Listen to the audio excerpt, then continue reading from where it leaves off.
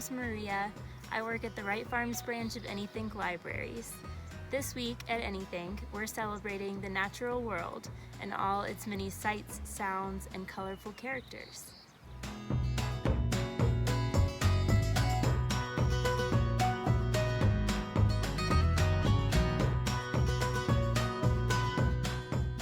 Today, Millie the dog and I would like to share with you an easy way to identify the difference between a fir, a spruce, and a pine tree.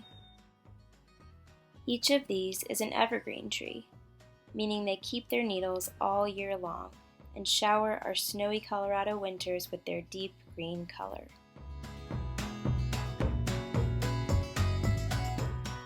So there's a really easy way to identify the difference between these three categories of evergreen tree, and it all comes down to taking a closer look at each tree's needles. So right here, I'm looking at a fir tree, and if you take a close look at the branch, you can tell that each needle is individually attached to the branch. Additionally, you can take a look at the tips of the needles and see that they're actually flat. They kind of have the shape of a beaver's tail. And it's really hard, I'm using a dead one to show you, it's really hard to roll them between your fingers. They really don't roll easily. So I'm gonna call this tree flat fir, and that's a great way to know the difference between a fir from the other two.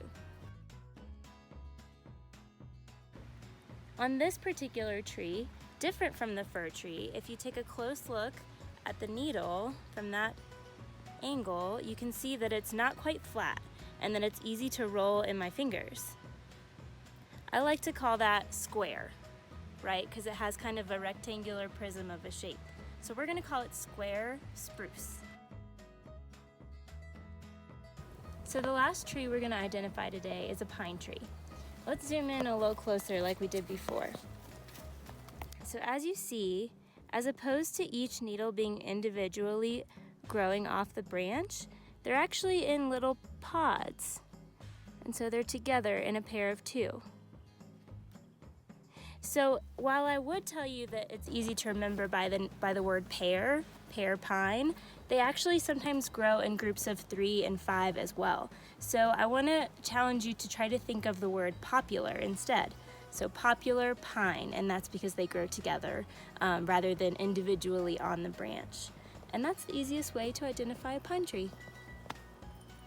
I hope you all enjoy some evergreen identification this summer, whether out on the trail or just in your own backyard. Have a great summer.